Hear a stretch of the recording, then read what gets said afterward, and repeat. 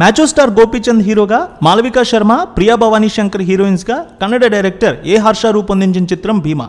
ప్రముఖ నిర్మాత కె రాధామోహన్ నిర్మించిన ఈ చిత్రంలో నాజర్, ముఖేష్ తివారీ, వెన్నెల కిషోర్, చమ్మక్ చంద్ర, వికే నరేష్ కీలక పాత్రలో నటించారు.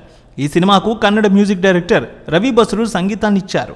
ఇలాంటి విశేషాలు కలిగి ఉన్న ఈ సినిమా మార్చి 8వ తేదీన మహాశివరాత్రి సందర్భంగా ప్రేక్షకుల ముందుకు వచ్చింది.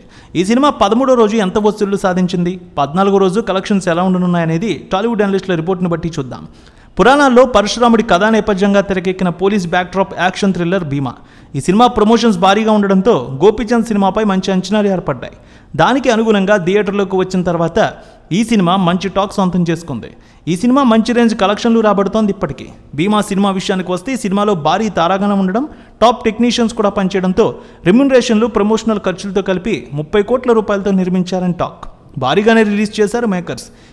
భీమా సినిమా రిలీజ్కి ముందు మంచి బజ్ కనిపించడంతో గ్రాండ్గా రిలీజ్ చేశారు. తెలుగు రాష్ట్రాల్లో ఈ సినిమాను గోపీచంద్ కెరీర్లో హైయెస్ట్ స్క్రీన్లలో రిలీజ్ చేశారు.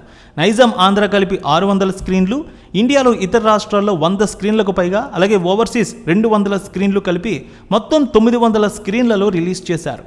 భీమా సినిమా పాజిటివ్ ఓపెనింగ్స్ బాక్సాఫీస్ జర్నీని మొదలుపెట్టింది. 40% ఆక్యుపెన్సీతో తొలి వారం ముందుకు సాగింది. ఇక తొలి రోజు 6.5 కోట్లు తీసుకువస్తే గతంలో వచ్చిన రామబాణం చిత్రం కంటే ఎక్కువ గ్రాస్ కలెక్షన్లు తీసుకొచ్చి రికార్డు నమోదు చేసింది. రెండో రోజు మంచి టాక్తో 4 కోట్ల రూపాయలు తీసుకువచ్చింది.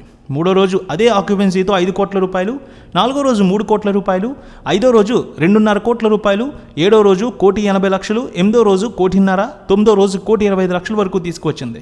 ఇక 10వ రోజు 1,20,00,000 రూపాయలు సంపాదించింది ఈ సినిమా.